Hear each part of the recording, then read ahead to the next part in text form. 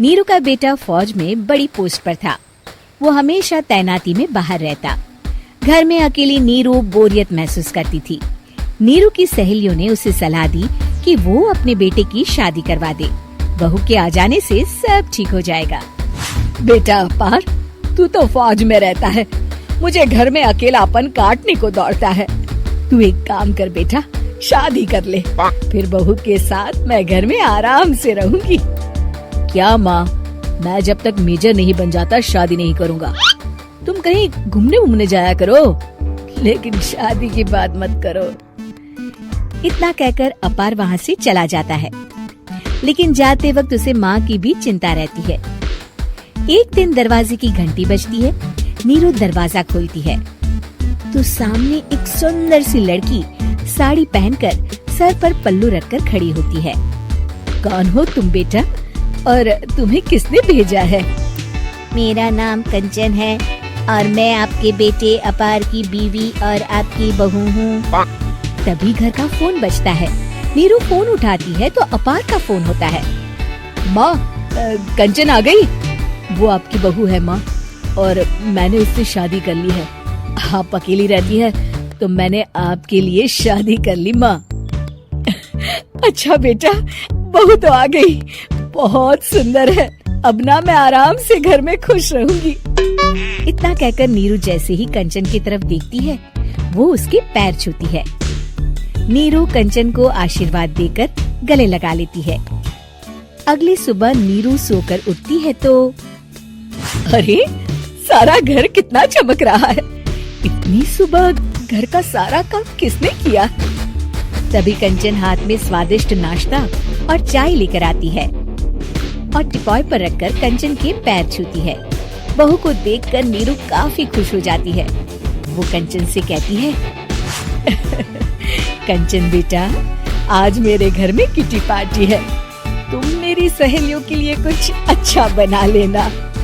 माँ, मुझे अच्छा बनाना नहीं आता, आप बता दीजिए, मैं बना दूंगी।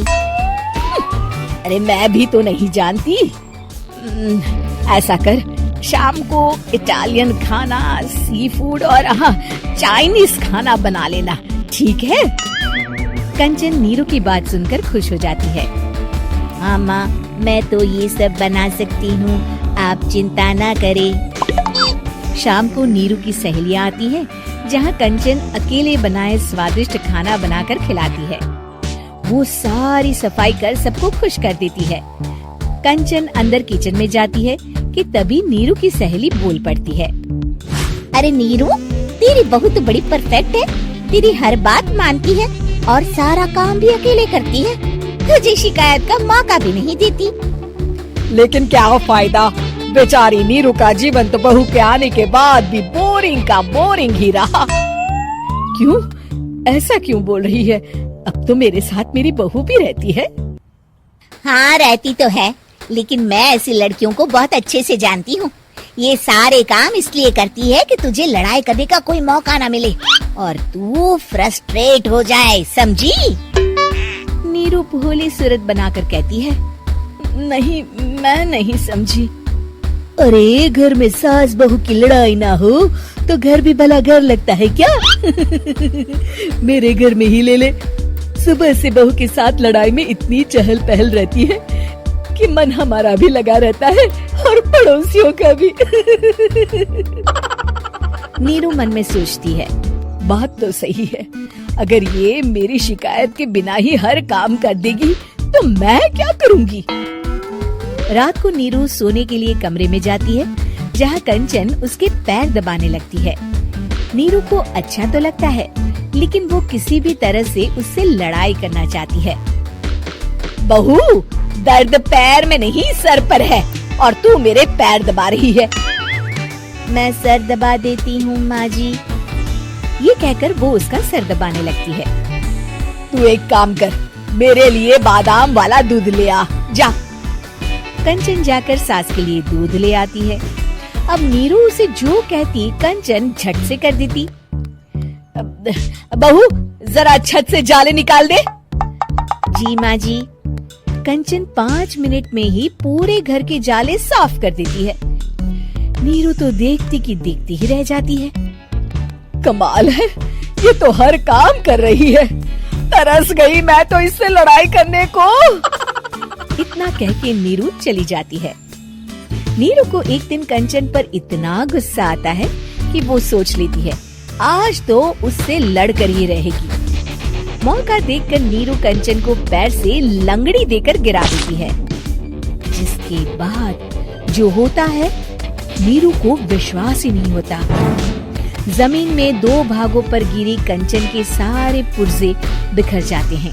स्प्रिंग और उसके अंदर से रंग बिरंगी लाइट जलने लगती है। तभी घर की घंटी बजती है। नीरू डरकर दरवाजा खोलती है तो सामने अपार खड़ा होता है। क्या हुआ माँ, तुम इतना डर क्यों गई? कंचन ने कुछ किया क्या? कुछ कहा क्या उसने? मैं अभी बताता हूँ। तभी अपार की नजर कंचन पर पड़ती है। अरे माँ, तूने ये क्या किया? कंचन को तोड़ दिया। तुम्हारी खुशी के लिए मैंने रोबोट को तुम्हारी बहू बनाकर भेजा था, जिससे तुम्हारी हर इच्छा पूरी हो और तुम खुश रहो। माँ, ये तो इंसान थी भी नहीं, इससे तो गलती हो ही नहीं सकती थी। फिर आपने इसे क्यों तोड़ा? क्या गलती थी इसकी माँ? बेटा, इसकी सबसे बड़ी गलती ये थी कि ये इंसानों की तरह सास से लड़ाई नहीं करती थी। अपार माँ की बात सुनकर हैरान रह जाता है।